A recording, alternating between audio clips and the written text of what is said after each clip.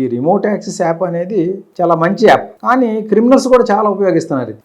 Criminals తెలియని వాళ్ళ చేత డౌన్లోడ్ చేయించి వీళ్ళ credit card debit card details enter చేయించుకొని బ్యాంకులు డబ్బులు కొట్టేస్తున్నారు. చాలా మంది పెద్దవాళ్ళకి తెలియదు. ఈవెన్ రిటైర్డ్ బ్యాంక్ మేనేజర్స్ కూడా సైబర్ క్రైమ్ కి ఇది ఒక టూల్ గా ఉపయోగపడుతుంది. చాలా మంది రిటైర్డ్ బ్యాంక్ మేనేజర్స్ కూడా ఈ టూల్ డౌన్లోడ్ చేసి డబ్బులు బాగొట్టుకున్న సందర్భాలు ఉన్నాయి. అందువల్ల ఏదైనా సరే టూల్ దాని పని అది చేస్తుంది. మంచిగా ఉపయోగపడేవాడికి మంచిగా ఉపయోగపడుతుంది, క్రిమినల్స్కి బ్యాడ్గా ఉపయోగపడుతుంది. అంటే మనకి బ్యాడ్, క్రిమినల్కి మంచి చేస్తుంది. ఇప్పుడు ఈ బెట్టింగ్ యాప్స్కి విషయానికి వస్తే ఇన్ఫ్లుయెన్సర్స్ మీద చాలా మంది మీద కేసులు పెట్టారు. సో ఎట్లా ఉండబోతుంది అంటారు, వారి మీద యాక్షన్ ఎట్లా తీసుకుంటారు? అంటే ఇన్ఫ్లుయెన్సర్స్ మీద అంటే చాలా బెనిఫిట్ ఉంటాయి. దీంట్లో మీరు బాగా డబ్బులు గెలవచ్చు, దీన్ని ఈ గేమ్ లో ప్రమోట్ చేయడం అనేది చెప్తున్నారు. ఆల్రెడీ మన తెలంగాణలో అసలు ఈ గేమ్స్ ఆన్లైన్ గేమింగ్ అనేది బ్యాన్ ఉంది. బ్యాన్ ఉన్న స్టేట్ లో ఇలా చెప్పడం అనేది ఏంటంటే it is nothing but abetment. Abetment కి మనకి 109 ఐపీసీ కింద లేదా 49 బిఎన్ఎస్ యాక్ట్ ప్రకారం ఈ ఆడే ఆర్గనైజర్స్ కి ఎంత పనిష్మెంట్ ఉంటుందో అబెట్మెంట్ కూడా సేమ్ పనిష్మెంట్. ఇప్పుడు ఆర్గనైజర్స్ అంటే ఇన్ఫ్లుయెన్సర్స్ ఏం చెప్తున్నారంటే మాకు తెలియక చేసామని కొంతమంది, అంటే విచారణలో అంటే వాళ్ళు చెప్పే వర్షన్స్ అన్ని చాలా డిఫరెంట్ గా ఉన్నాయి. అవన్నీ వర్కౌట్ అవుతాయి అంటారు. కానీ ignorance of law is not accepted. ఇప్పుడు మర్డర్ చేసి నాకు తెలియదండి కత్తితో పుట్టేసి చనిపోతాడు అంటే అది యాక్సెప్ట్ చేయరు కదా. ఇది కూడా అంతే. గేమింగ్ ని ప్రమోట్ చేసి తెలంగాణలో గేమింగ్ బ్యాన్ అయిందని మాకు తెలియదండి అంటే అది కరెక్ట్ కాదు కదా. అది ఎవరో చిన్న చిన్న వాళ్ళు చెప్పారంటే అనుకోవచ్చు. ప్రకాష్ రాజ్ లాంటి యాక్టర్స్ సీనియర్ యాక్టర్ కూడా వాళ్ళు మాట్లాడేటప్పుడు లీగల్ ఆస్పెక్ట్స్ తెలుసుకోకుండా ఎట్లా మాట్లాడతారు చెప్పండి. నాకు తెలియలేదు, తెలిసిన తర్వాత నేను నాట్ ఓకే అని చెప్పాను అని ఇలాంటి స్టేట్మెంట్స్ అన్ని కూడా ఎట్లా తీసుకోవాలంటారు? అంటే ఈ సెలబ్రిటీస్ కి సంబంధించి కూడా ఎట్లా ఉండే అవకాశం ఉంది, యాక్షన్ ఎట్లా ఉండే అవకాశం ఉంది? వాళ్ళకి తెలియకుండా చేసినా కూడా అది తెలంగాణ 2017 తర్వాత ఎవరైతే ఇటువంటి యాడ్స్ ఇస్తారో వాళ్ళకి అది అట్రాక్ట్ అవుతుంది, చార్జెస్ ఫేస్ చేయాల్సింది. ఇప్పుడు సెలబ్రిటీస్ కి సంబంధించి చాలా మంది మీద వాళ్ళ మీద కూడా కేసులు నమోదు చేస్తాము అంటే ఇందులో ఎవరిని వదిలేది లేదు. ఒక రకంగా ఒక ఉక్కుపాదం మోపినట్టుగా కనబడుతుంది సిచ్యువేషన్ అయితే. సో సెలబ్రిటీస్ విషయానికి వచ్చేసరికి మనం చూస్తుంటాం 4 రోజులు అందరూ మాట్లాడతారు, తర్వాత కేసు ఏమైందో తెలియదు. సో ఎట్లా ఉండే అవకాశం ఉందంటారు మీరు? ఇప్పుడు లా ప్రకారంగా సెలబ్రిటీ అయినా కామన్ మ్యాన్ అయినా సేమే కదండి.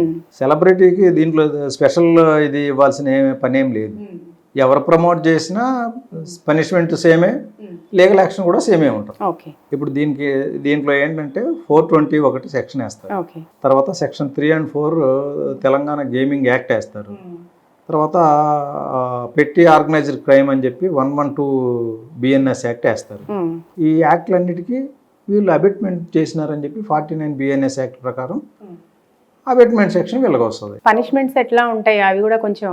పనిష్మెంట్ ఏంటంటే 420 ఐపీసీ అంటే ఇప్పుడు 318 బిఎన్ఎస్ యాక్ట్. ఈ 318 బిఎన్ఎస్ యాక్ట్ ప్రకారం 7 years పనిష్మెంట్ ఉంటుంది. 7 years. మిగతా అవి తక్కువ ఉంటాయి. ఈ సెక్షన్ 3 తెలంగాణ గేమింగ్ యాక్ట్కి 1 year ఉంటుంది, సెక్షన్ 4కి 6 months ఉంటుంది. ఇప్పుడు చాలా డబ్బులు కూడా చేతులు మారాయి ఈ ఇష్యూలో.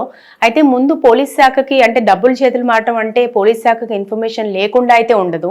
అండ్ ఈ ఇష్యూకి సంబంధించి కూడా ఇంత దాకా అంటే ఈ ఇష్యూ ఇంత జరుగుతుంటే కనీసం ఒక సమాచారం లేదంటారా? వాటిని కంట్రోల్ చేసినట్టుగా కూడా ఎక్కడా కనిపించలేదు. ఎందుకని అలా? ఏం జరిగి ఉంటుందంటారు? ఈ వ్యవస్థలన్నీ ఏమైపోయాయి? అంటే ఇందులో కంప్లైంట్స్ రావడం చాలా తక్కువ.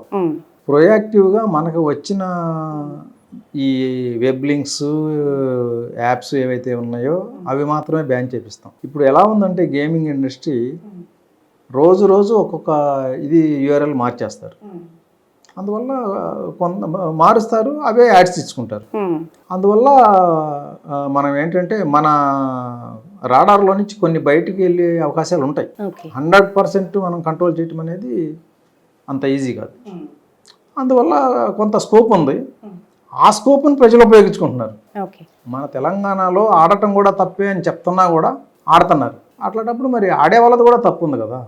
మరి ఆడే వాళ్ళకు కూడా కౌన్సిలింగ్ కావాలి. ఇప్పుడు వీళ్ళకు కూడా అవేర్నెస్ లేనట్టు లెక్క. తెలిసిన వాళ్ళు కూడా ఆడుతున్నారు, ఫేక్ జీపీఎస్లు పెట్టి కూడా ఆడుతున్నారు. మీ తెలంగాణలో ఇది బ్యాన్ చేసినాము మీకు లేదు అవకాశం అన్నా కూడా దొంగ మార్గాలను అవలంబించి మరీ ఆడుతున్నారు. అంటే ఆడిన తర్వాత డబ్బులు పోయి సూసైడ్ చేసుకునేది అది పక్కన పెడితే ఆడటం అనేది కూడా తప్పు. కాబట్టి నా ఇదేంటంటే ఎవరు కూడా ఆడద్దు. మనం ఇది క్రైమ్ అని తెలిసిన తర్వాత చేయకూడదు కదా. అవును, ఎస్. ఇప్పుడు యాక్సిడెంట్ చేస్తే క్రైము 337 ఐపీసీ పాత సెక్షన్ ప్రకారం కేసు బుక్ చేస్తాం. అందుకనే జాగ్రత్తగా ఒక లైసెన్స్ విధానం పెట్టి లైసెన్సులు తీసుకొని మరి లైసెన్స్ ఉన్న వాళ్ళే నడపాలి అని ఒక రూల్ ఫాలో అవుతాం. ఇది కూడా అంతే. ఇది ఆడకూడదు అని చెప్పినప్పుడు ఆడకూడదు.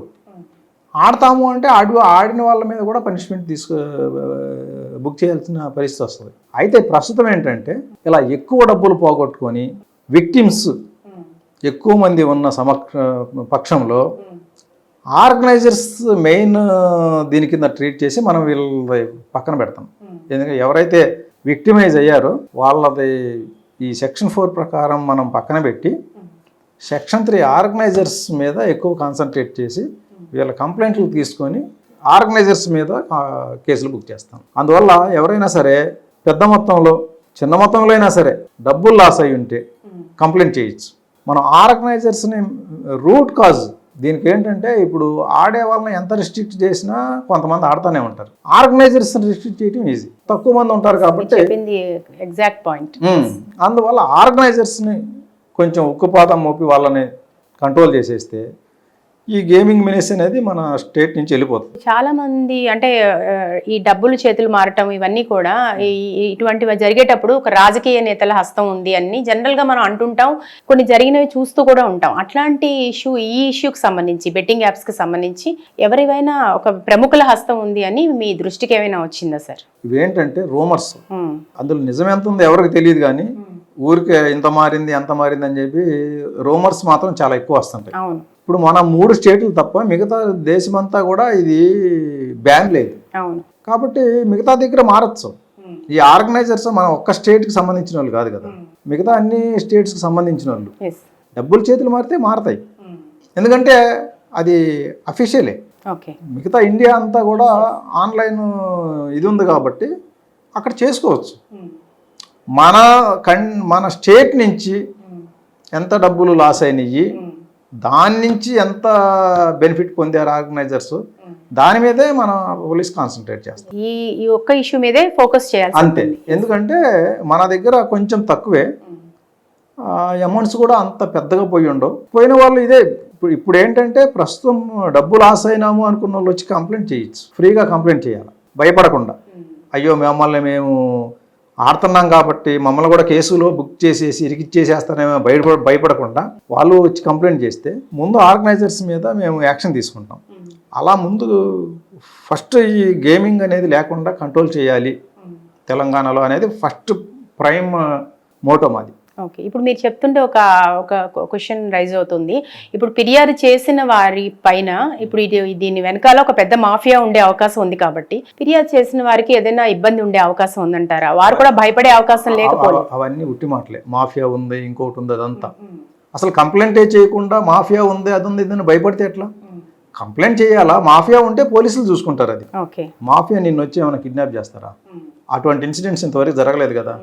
అన్ని మనమే ఊహించుకొని భయపడే కంటే వచ్చి కంప్లైంట్ చేసి జనరల్ గా ఉండే ఒక ఫియర్ అంతే. అటువంటి ఫియర్లు అన్నీ ఉట్టిదే, రూమర్స్ అవి.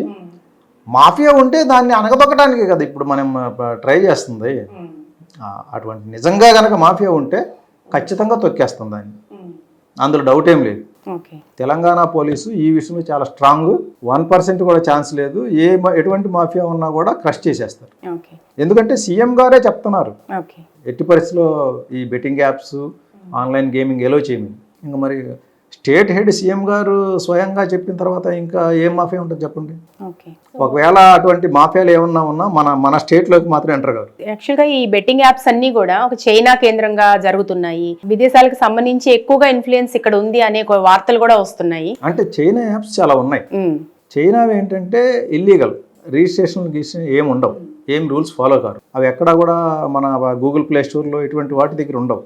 వాడు ఓన్లీ యాడ్స్ ద్వారా పాపప్స్ వస్తాయి. ఆ పాపప్స్ నచ్చితే వెబ్ లింక్స్ ఓపెన్ అవుతాయి. వెబ్ లింక్లో రిజిస్ట్రేషన్ చేసుకోమంటాడు, తర్వాత డబ్బులు కాజేస్తారు. చైనా వాళ్ళు డబ్బులు దోచుకోవడానికి కారణం ఏంటంటే మన వాళ్ళు రిజిస్ట్రేషన్ చేసుకున్న తర్వాత రీఛార్జ్ చేయాలి. రీఛార్జ్ చేయాలి అంటే ఇండియా నుంచి బయటికి డబ్బులు పోవడానికి లేదు, ఇండియా ఉన్న అకౌంట్లోకే చేయాలి. బయట అమెరికా అకౌంట్కి చేస్తే మన డబ్బులు పోవు అక్కడికి. కాబట్టి చైనా వాళ్ళు ఏం చేస్తున్నారంటే ఇక్కడ ఉన్న కొంతమంది చేత అకౌంట్స్ ఓపెన్ చేయించి ఆ అకౌంట్స్ని వాళ్ళు వాడుకుంటున్నారు. ఇలా కొంచెం ఏదో అకౌంట్కి ఒక 20,000 30,000 ఇచ్చేసేసి వాళ్ళు వాడుకుంటారు ఆ అకౌంట్. వాడుకొని దాన్ని తర్వాత వివిధ రూపాల్లో చైనా తీసుకుపోతారు. క్రిప్టో కరెన్సీ ద్వారా, హవాలా ద్వారా అట్లా బయటకు తీసుకుపోతారు ఆ డబ్బులు. కాబట్టి ఇట్లా అకౌంట్స్ ఇవ్వటము తెలియని వాళ్ళకి అనేది కూడా ఒక తప్పు. మనకేంటంటే ఫస్ట్ క్రిప్టోగా మారి బయటికి వెళ్ళిపోతే మనం పట్టుకోలేం. కాబట్టి మనకు దొరికేది ఎవరు? ఇప్పుడు నేను ఒక విక్టిమ్ని, నా ₹1,00,000 పోయినాయి, ఎక్కడికి పోయినాయి చూస్తే ఒక అకౌంట్ వచ్చింది. ఆ అకౌంట్ ఎవరి పేరు మీద ఉంది అనేది చూస్తే ఒక అతను ట్రేస్ అవుతాడు. వాడిని పట్టకొస్తే వాడు ఏం చెప్తాడంటే, నాకు టెలిగ్రామ్లో ఎవరో పరిచయం అయినారు, లేకపోతే ఫేస్బుక్లో పరిచయం అయినారు, వాట్సాప్లో మెసేజ్లు పంపించినారు, ఇట్లా ఆ వాట్సాప్కి నేను అట్రాక్ట్ అయ్యి నేను వాళ్ళతో చాట్ చేస్తే ఒక బ్యాంక్ అకౌంట్ ప్రొవైడ్ చేస్తే నీకు 30,000 ఇస్తామన్నారు, అందువల్ల నేను నా అకౌంట్ ఇచ్చేసిన. లేదంటే కరెంట్ అకౌంట్ వాళ్ళు చెప్పినట్లుగా వాళ్ళ గైడ్లైన్స్ ఫాలో అయ్యి నేను కరెంట్ అకౌంట్ ఓపెన్ చేస్తే నాకు ₹1,00,000 ఇచ్చినారు.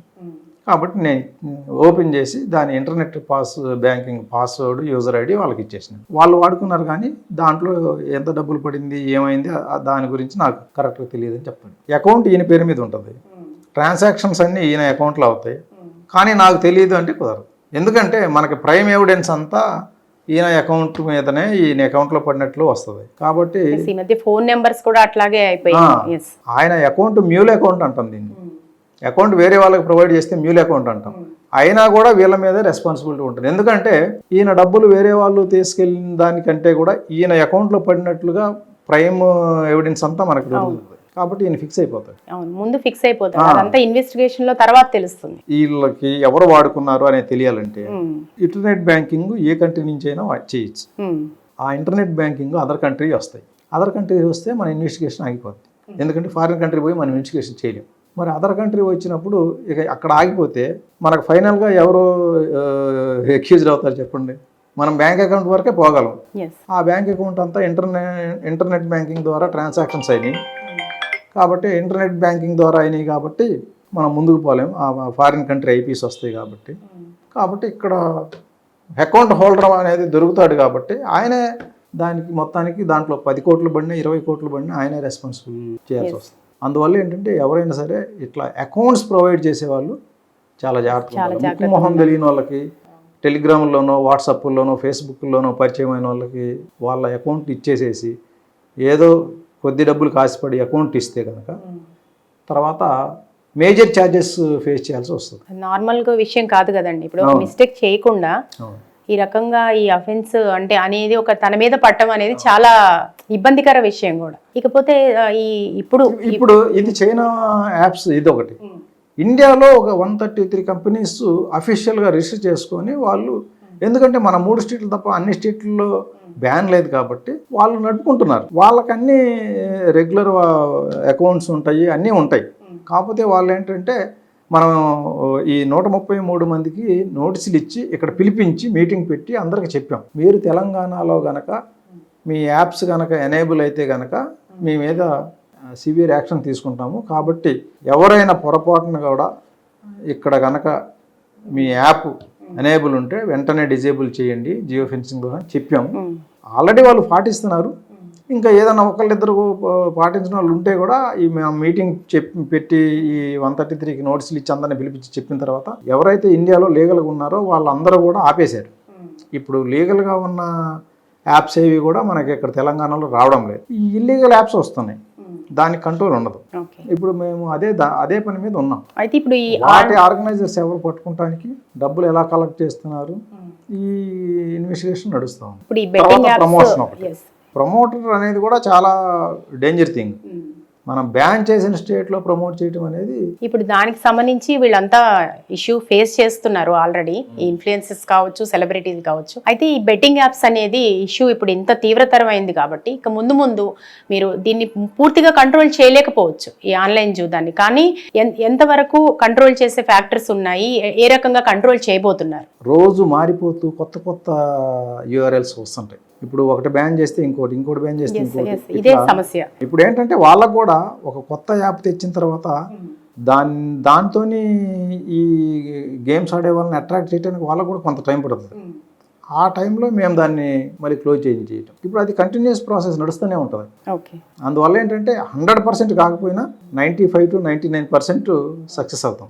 ఓకే. ఒక 1-2% ఎట్లాగో ఉంటుంది. మనం ఏది కూడా కంట్రోల్ చేయలేం. 1-2% అనేది ప్రతి దగ్గర మనం దొంగతనాలకి ఎంత స్ట్రిక్ట్ యాక్షన్ తీసుకుంటున్నా ఒకటే అవుతానే ఉన్నాయి కదా. ఎస్. అట్లాగే ఇది కూడా కొంచెం 1-2 వస్తూ ఉంటాయి. Plus awareness programmes. ఎందుకంటే ఇది ఆడటం తప్పు, ఆడద్దు అనేది ప్రజలకు కూడా అవేర్నెస్ ఇవ్వాలి. ఆ ప్రోగ్రామ్స్ కండక్ట్ చేస్తాం. అట్లా అవేర్నెస్ ప్రోగ్రామ్స్ ఇవ్వటం వల్ల ఏంటంటే ప్రజలకు ఆడద్దు అని చెప్తూ వచ్చే ఇట్లా ఇల్లీగల్ యాప్స్ అన్నిటిని మేము బ్యాన్ చేసుకుంటూ కంట్రోల్ చేస్తాం. అలాగే ఇప్పుడు మీరు చెప్పినట్టుగా ఇటు స్టూడెంట్స్ కి కావచ్చు, యువతకి కావచ్చు, ఇటు తల్లిదండ్రుల నుంచి, అదేవిధంగా విద్యాలయాల నుంచి కూడా ఒక అవేర్నెస్ క్రియేట్ చేస్తే బాగుంటుంది. అలాగే ఉద్యోగులు, వ్యాపారులు చాలా మంది వీటి బారిన పడుతున్నారు. ఆన్లైన్ మోసాలు కావచ్చు, ఈ జూదాలు కావచ్చు, వారికి కూడా ఒక కౌన్సిలింగ్ అనేది అవసరం ఉందంటారు. అంటే స్టూడెంట్ లెవెల్లో చాలా అవసరం. స్టూడెంట్స్ ఏంటంటే ఇప్పుడు డ్రగ్స్ ఉన్నాయి. డ్రగ్స్ మీద ప్రతి కాలేజీలో ఒక కమిటీ ఉండాలా, వాళ్ళ అవేర్నెస్ ప్రోగ్రామ్ క్రియేట్ చేయాలి అని చెప్పేసి మ్యాండేటరీ. అది ప్రతి కాలేజీకి ఒక డ్రగ్ అవేర్నెస్ కమిటీ ఉండాలి. అలాగే ఇప్పుడు ఈ బెట్టింగ్ యాప్స్ ఎక్కువ అవుతున్నాయి కాబట్టి బెట్టింగ్ మీద కూడా ప్రతి స్కూలు అండ్ ఎడ్యుకేషన్ ఇన్స్టిట్యూషన్స్లో డెఫినెట్గా డ్రగ్స్ మీద ఎలా ఉందో ఇది కూడా అలాగే ప్రాపగేట్ చేసి కొంచెం పెంచాలి. ఎందుకంటే ఇప్పుడు మనకి రీసెంట్గా స్టార్ట్ అయింది ఒక 10-15 డేస్ నుంచి. ఇప్పుడు దీన్ని కూడా కొంచెం ఉధృతంగా చేసి ప్రతి ఎడ్యుకేషనల్ ఇన్స్టిట్యూట్స్లో అట్లాగే ఎంప్లాయ్మెంట్ ఉన్న ప్లేసెస్లో కూడా ఎంప్లాయీస్కి కూడా అవగాహన చేయాలి.